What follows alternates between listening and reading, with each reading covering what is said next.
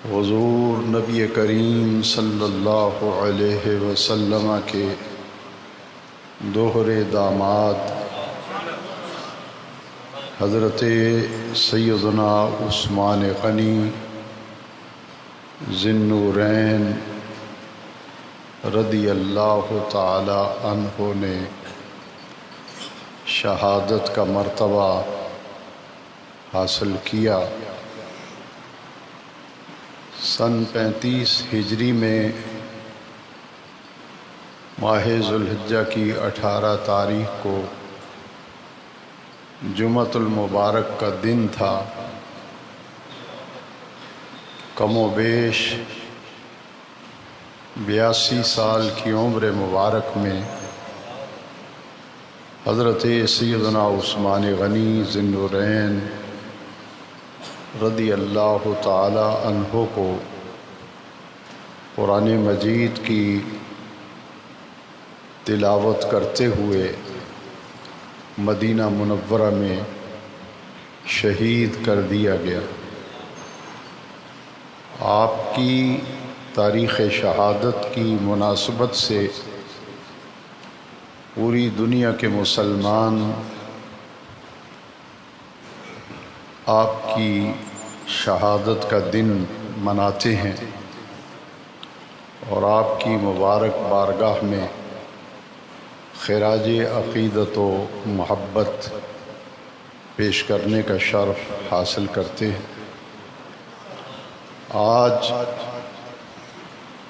اس جامع مسجد میں جمعۃ المبارک کے عظیم اجتماع میں آپ کا یوم شہادت منایا جا رہا ہے۔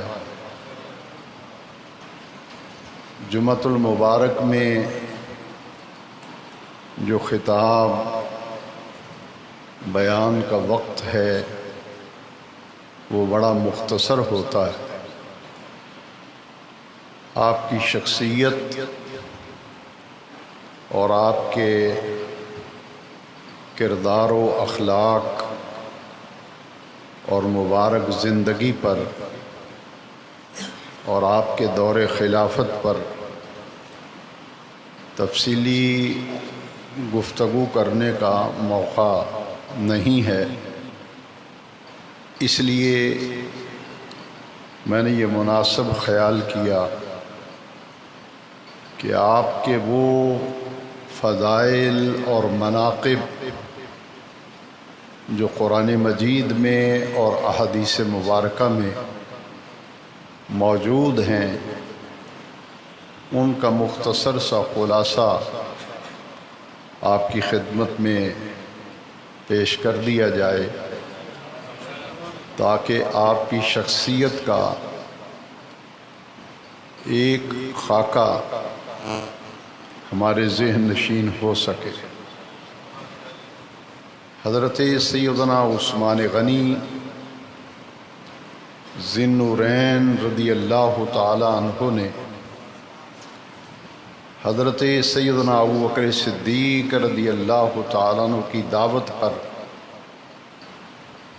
حضور کی بارگاہ میں حاضری اور حضور سے ملاقات اور حضور کی زیارت کی حامی بھری حضرت عثمان غنی رضی اللہ تعالیٰ عنہ سیدنا ابوبکر صدیق کی دعوت پر حضرت ابوبکر صدیق آپ کو ساتھ لے کر حضور کی بارگاہ میں حاضر ہوئے۔ پہلی نظر ہی جب اپنے آقا کریم صلی اللہ علیہ وسلم کی چہرہ اقدس پہ پڑی اور حضور کی محفل میں کچھ دیر بیٹھ کر آپ نے فوراً اسلام قبول کیا اور حضور کی ذات اقدس پر ایمان لے آئے۔ جس وقت آپ نے کلمہ پڑھا، ایمان لائے، اس وقت آپ کی عمر مبارک تذکرہ نگاروں نے 35 برس عمر لکھی ہے۔ اور جب آپ اسلام لے آئے تو اسلام لانے کے بعد اپنی ساری زندگی نبی کریم صلی اللہ تعالی علیہ وسلم کے عشق و محبت، حضور کی ارادت و عشق کی اعلیٰ ترین منزلوں میں آپ نے پوری زندگی بسر فرمائی۔ رب ذوالجلال نے آپ کو ان گنت خوبیوں، کمالات سے، اعلیٰ ترین اوصاف سے حضرت عثمان غنی کو متصف فرمایا تھا۔ ان میں سے چند خصائص، فضائل اور مناقب کا تذکرہ کرتے ہوئے دو خوبیاں آپ کی ایسی ہیں کہ پوری تاریخ انسانیت میں آپ کا کوئی ہم پلہ اور ثانی نظر نہیں آتا۔ ان میں سے ایک خوبی یہ ہے کہ کسی نبی کی دو بیٹیاں یکے بعد دیگرے کسی کے نکاح میں نہیں آئیں۔ اکیلے عثمان غنی ذی النورین ہیں رضی اللہ تعالیٰ عنہ۔ حضور نے اپنی صاحبزادی حضرت رقیہ کا نکاح ان سے فرمایا۔ سن 2 ہجری میں غزوہ بدر سے واپسی پر حضور تشریف لا رہے تھے کہ حضرت رقیہ کا انتقال ہو گیا۔ ان کے انتقال کے بعد نبی کریم علیہ السلام نے اپنی دوسری صاحبزادی حضرت ام کلثوم رضی اللہ تعالیٰ عنہ کا نکاح ان سے فرمایا، اور سن 9 ہجری میں حضرت ام کلثوم کا بھی انتقال ہو گیا۔ جب دوسری صاحبزادی کا بھی انتقال ہوا تو نبی کریم علیہ السلام نے فرمایا زوجوا عثمان، فرمایا عثمان کو رشتہ دو۔ اگر میری 40 بیٹیاں بھی ہوتیں تو میں ایک ایک کر کے سب عثمان غنی کے نکاح میں دے دیتا۔ تو حضور کی 2 صاحبزادیوں کا نکاح میں آنا حضرت عثمان غنی کے لیے ذی النورین کا لقب یہ حضور کی 2 صاحبزادیوں کی وجہ سے آپ کو عطا کیا گیا۔ ذی النورین کا معنی ہے 2 نوروں والے۔ سیدی اعلیٰ حضرت امام احمد رضا خان فاضل و محدث بریلوی علیہ رحمت رضوان آپ نے اسی لیے خراج عقیدت پیش کرتے ہوئے عرض کیا ہے، او مبارک تجھ کو ذی النورین جوڑا نور کا، نور کی سرکار سے پایا دوشالہ نور کا۔ حضرت سیدنا علی المرتضیٰ شیر خدا کرم اللہ تعالی وجہ الکریم، کسی نے پوچھا کہ حضرت عثمان غنی ذی النورین کے حوالے سے آپ ان کے مقام اور مرتبے کے بارے میں کوئی ہمیں بات بتائیے۔ حضرت سیدنا علی المرتضیٰ کرم اللہ تعالی وجہ الکریم آپ نے ارشاد فرمایا کہ آسمان کے فرشتے جب عثمان غنی کا ذکر کرتے ہیں تو ذی النورین کہہ کے ان کو پکارتے ہیں۔ یہ پوری تاریخ انبیاء میں کسی نبی کی 2 بیٹیاں کسی کے نکاح میں نہیں آئیں، یہ شرف ملا تو حضرت عثمان غنی ذی النورین کو رضی اللہ تعالیٰ۔ اور پھر دوسرا شرف یہ ہے کہ پوری تاریخ انبیاء میں کسی نبی نے اپنے ہاتھ کو اپنی کسی صحابی کسی غلام کا ہاتھ نہیں کہا۔ یہ شرف تمام صحابہ کرام میں سے اکیلے حضرت عثمان غنی کو حاصل ہے کہ بیعت رضوان کے موقع پر نبی کریم صلی اللہ علیہ وسلم نے جب صحابہ کرام حضور کے دست اقدس پر بیعت کر رہے تھے، کم و بیش 1400 صحابہ کرام نے حضور کے دست پاک پر بیعت کی، اور اس بیعت کا ذکر رب ذوالجلال نے قرآن مجید میں فرمایا، ان الذین یبایعونک انما یبایعون اللہ۔ یہ بیعت رضوان تھی۔ اس موقع پر جب سب صحابہ حضور کی بیعت کر چکے تو نبی کریم صلی اللہ علیہ وسلم نے اپنا ہاتھ فضا میں بلند فرمایا اور فرمایا، ھذا ید محمد صلی اللہ علیہ وسلم، یہ محمد کا ہاتھ ہے صلی اللہ علیہ وسلم۔ اور پھر دوسرا ہاتھ فضا میں بلند فرمایا، ھذا ید عثمان، یہ عثمان کا ہاتھ ہے۔ فضرب ید علی الاخری، حضور نے ایک ہاتھ دوسرے ہاتھ پر مارا اور فرمایا، یہ محمد کا ہاتھ، یہ عثمان کا ہاتھ صلی اللہ علیہ وسلم۔ اور پھر فرمایا کہ اب میں عثمان کی طرف سے خود اپنے ہاتھ پہ بیعت کرتا ہوں۔ یہ شرف پورے صحابہ میں سے اکیلے حضرت عثمان غنی کو حاصل ہے کہ آقا کریم نے اپنے دست اقدس کو عثمان غنی کا ہاتھ فرمایا۔ اب قرآن مجید کی آیت کریمہ میں رب ذوالجلال نے ارشاد فرمایا، لقد رضی اللہ عن المؤمنین، 26واں پارہ ہے سورہ فتح میں، فرمایا اللہ ان سب سے راضی ہو گیا۔ کن سے؟ عن المؤمنین، ان ایمان والوں سے، اذ یبایعونک تحت الشجرہ، اے محبوب کریم جو درخت کے نیچے آپ کے ہاتھ پر اہل ایمان بیعت کر رہے تھے۔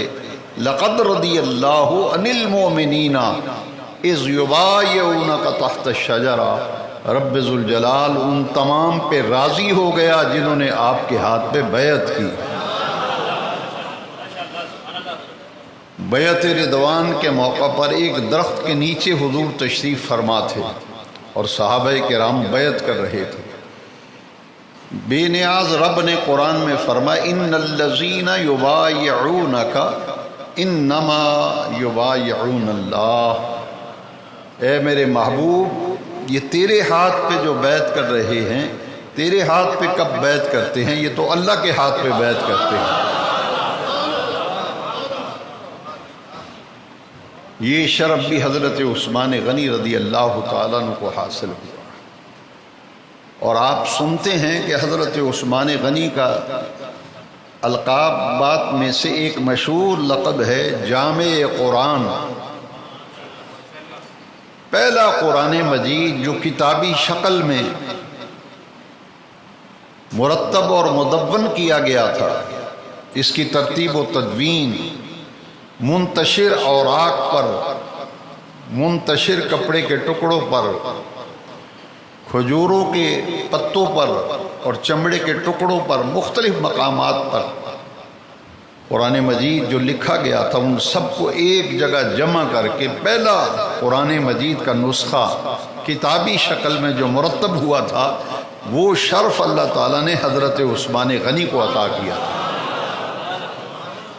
جامع قرآن، قرآن مجید کو جمع کرنے کا شرف حاصل ہوا تھا۔ چونکہ قرآن مجید جمع ہوا تھا حضرت عثمان غنی کے ہاتھ سے، اللہ تعالیٰ کی قدرت کو یہ بات پسند آئی کہ عثمان جامع قرآن ہے، یہ قرآن جمع ہوگا اس کے ہاتھوں سے، لہذا حضور نے اپنے ہاتھ کو عثمان غنی کا ہاتھ کہا اور بے نیاز رب نے اپنے محبوب کے ہاتھ کو اپنا ہاتھ فرمایا۔ تاکہ قرآن بظاہر جمع ہو رہا ہے عثمان غنی کے ہاتھ سے، لیکن در حقیقت جمع ہو رہا ہے دست قدرت سے۔ ان الذین یبایعونک انما یبایعون اللہ۔ یہ شرف حضرت عثمان غنی کے حصے میں آیا، اور آپ کے نام نامی اسم گرامی کے ساتھ ایک اور لقب بولا جاتا ہے، کامل الحیاء والایمان۔ کامل الحیاء والایمان، ایمان میں بھی کامل تھے اور حیا میں بھی کامل تھے۔ ایک اور وصف حضرت عثمان غنی کا ہے، وہ ہے شرم و حیا۔ پوری تاریخ صحابہ میں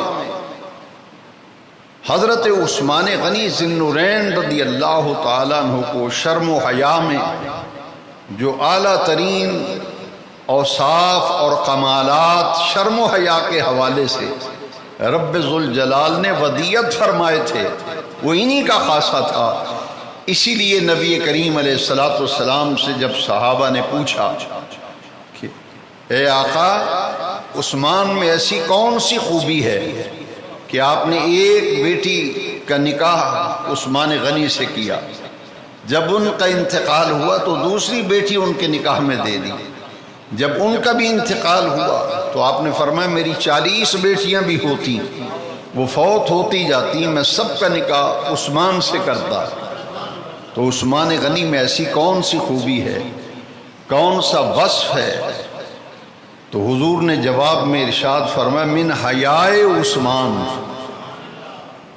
میرے عثمان کو اللہ نے جو حیا کی اعلیٰ کیفیات عطا کی ہیں، میرا عثمان شرمیلا ہے، شرم و حیا والا ہے، اس کی حیا کی وجہ سے میں ساری بیٹیوں کا نکاح عثمان غنی سے کر دیتا ہوں۔ جس طرح آپ کے اوصاف 2-3 میں نے بیان فرمائے، ایک وصف ہے شرم و حیا، اس میں بھی وہ اعلیٰ ترین مقام حاصل تھا۔ اس کا یہ مطلب نہیں ہوتا کہ اگر کسی صاحب اوصاف کے کمالات کا ذکر کیا جائے تو اس سے یہ مراد نہیں ہوتی کہ دوسروں میں وہ خوبی نہیں پائی جاتی، یہ مطلب ہرگز نہیں ہوتا، بلکہ مراد یہ ہوتی ہے کہ شرم و حیا کی کیفیات اللہ تبارک و تعالی نے حضور کے تمام غلاموں کو عطا فرمائی تھی، مگر ان سب میں سے شرم و حیا کے وصف میں اللہ نے چن کر عثمان غنی کو ممتاز کر دیا تھا۔ جس طرح تمام صحابہ حضور کی معیت میں تھے، صحابی ہوتا ہی وہ ہے جس کو حضور کی معیت حاصل ہو، حضور کا قرب حاصل ہو، حضور کی صحبت حاصل ہو، مگر اس پر پوری امت کا اتفاق اور اجماع ہے کہ حضور کی معیت، حضور کی صحبت اور حضور کے قرب میں رب ذوالجلال نے سیدنا ابوبکر صدیق کو چن کر باقی تمام صحابہ سے ممتاز کر دیا تھا۔ حضور کا ہر صحابی کفر سے بیزار تھا، کفر سے نفرت کرنے والا تھا، کفر پر شدت کرنے والا تھا، مگر رب ذوالجلال نے سیدنا عمر فاروق اعظم کو چن کر کفر سے بیزاری، نفرت و شدت میں چن کر ممتاز کر دیا۔ اسی طرح شرم و حیا تمام صحابہ کرام میں بدرجہ اتم موجود تھا، مگر عثمان غنی ذی النورین کو چن کر اللہ تبارک و تعالی نے شرم و حیا کے اعلیٰ ترین درجات اور منزلوں سے سرفراز فرما دیا تھا۔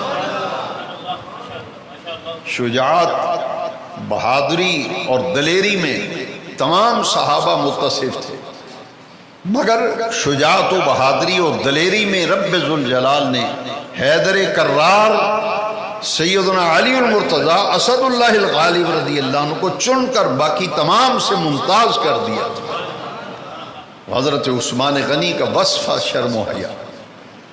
میرے آقا کریم علیہ السلام اپنے کاشانہ اقدس میں بستر پر آرام فرماتے، اور اس طرح آرام فرماتے، حدیث شریف میں آتا ہے جس طرح بے تکلفی سے آدمی اپنے گھر میں آرام کرتا ہے، کہ حضور کی پنڈلی مبارک سے تھوڑا سا کپڑا سرکا ہوا تھا، دروازے پہ دستک ہوئی، حضور نے فرمایا دیکھو کون ہے؟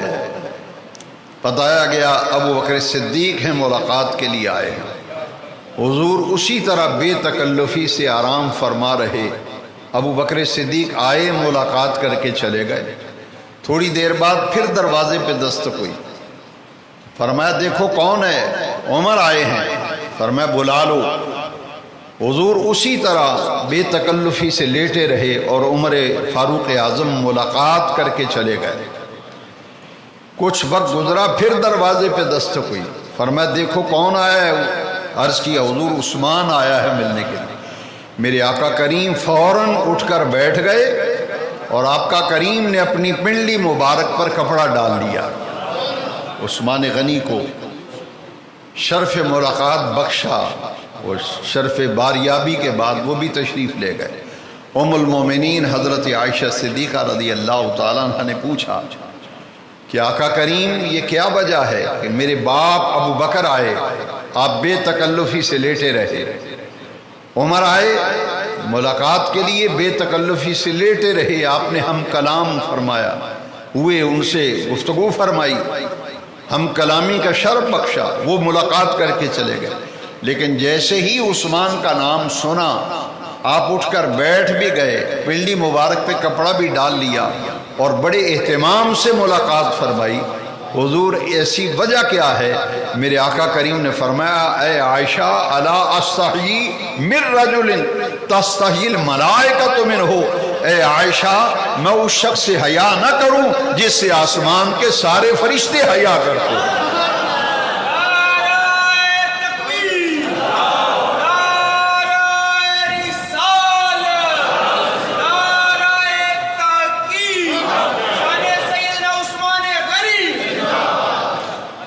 میں اس شخص سے حیا نہ کروں جس سے آسمان کے سارے فرشتے حیا کرتے۔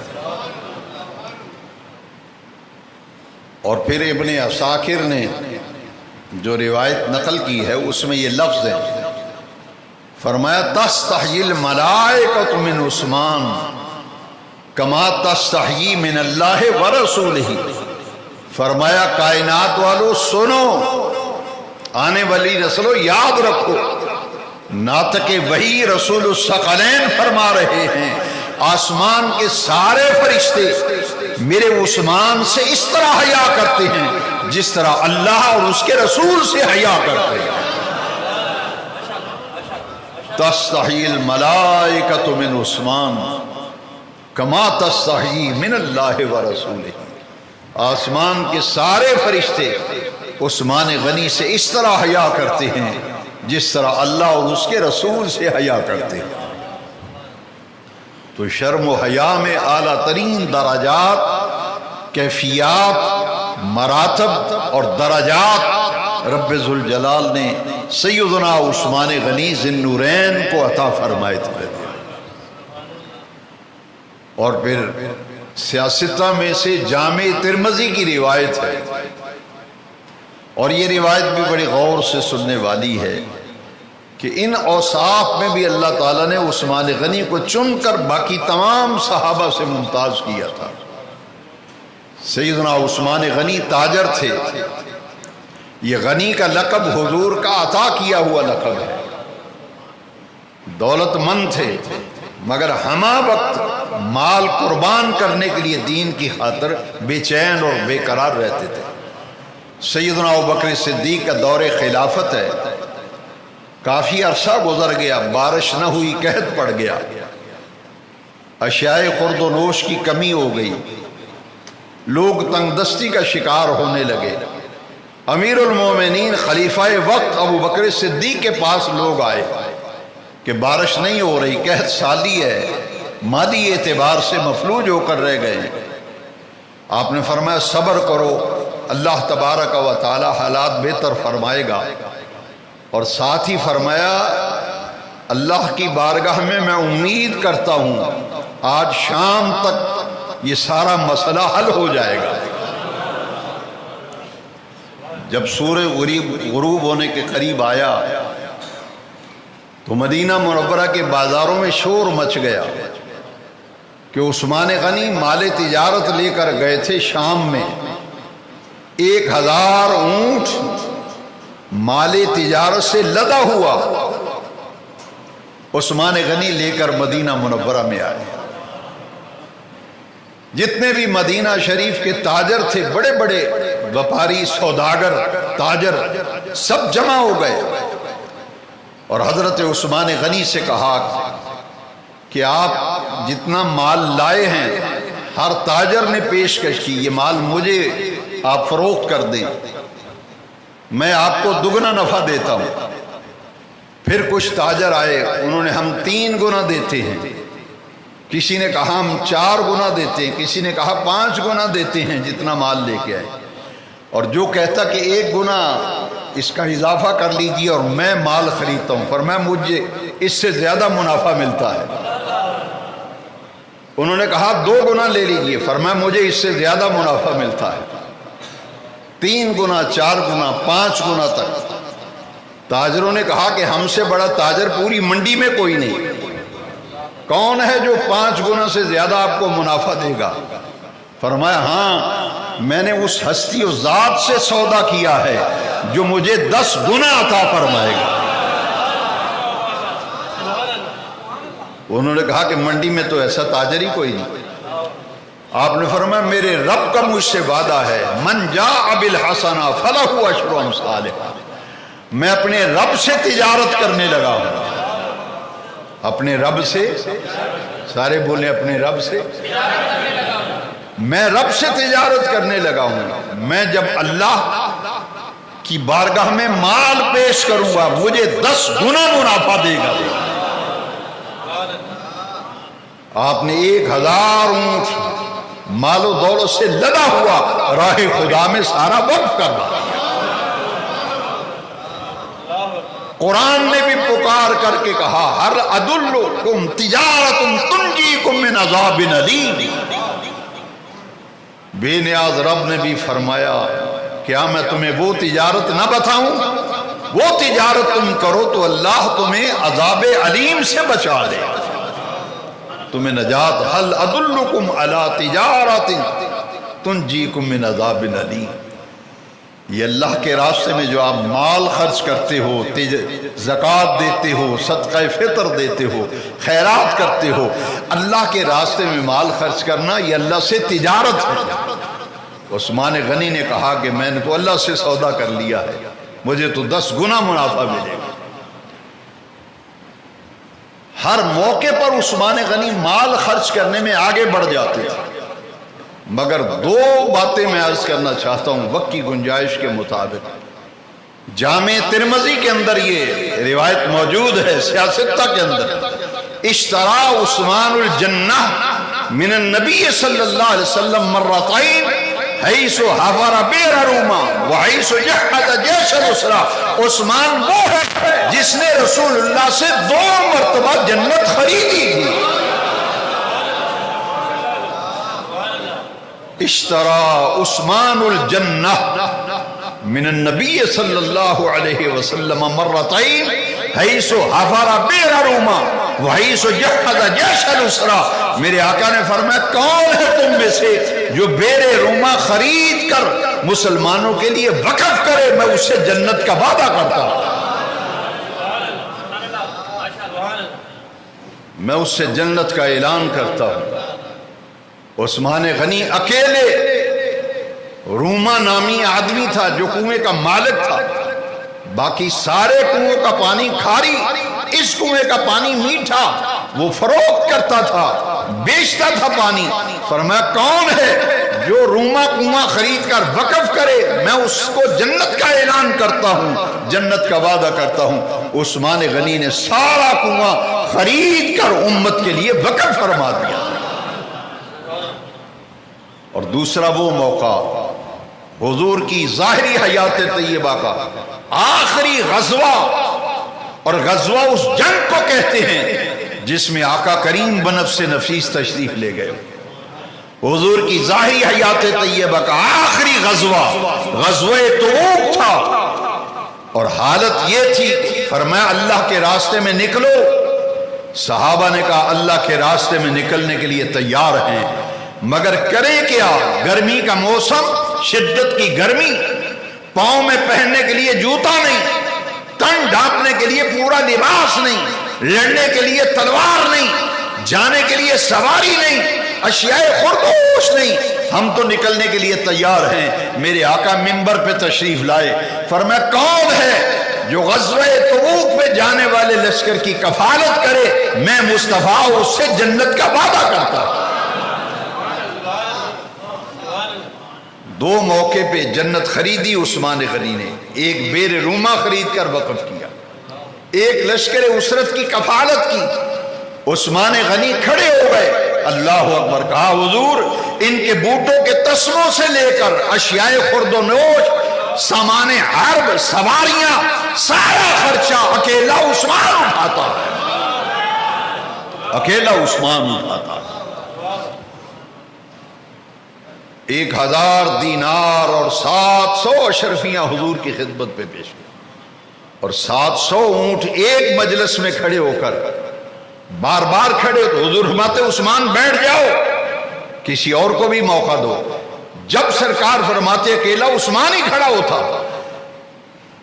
میرے آقا اتنے خوش ہوئے، آپ نے آسمان کی طرف نگاہ اٹھائی، فرمایا لوگو سنو، آج کے بعد میرا عثمان جو کچھ مرضی کرتا پھرے، اللہ نے عثمان کو جنت لکھ کر دے دی ہے. ما در عثمان ما عمل بعد اليوم.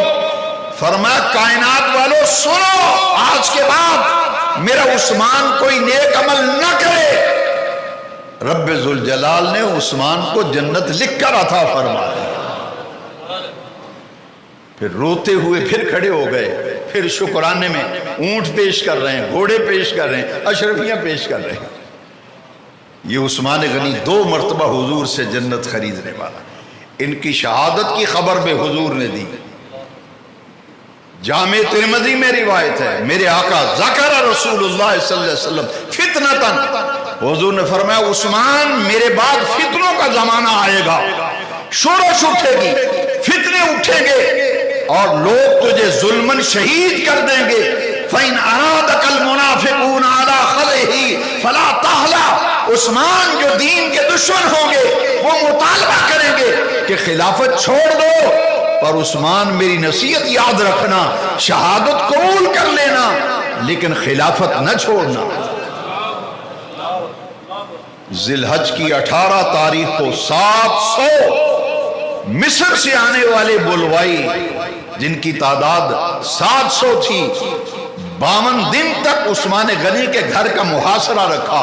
دانا بند، پانی بند، کھانا پینا بند، محاصرہ مکان کا.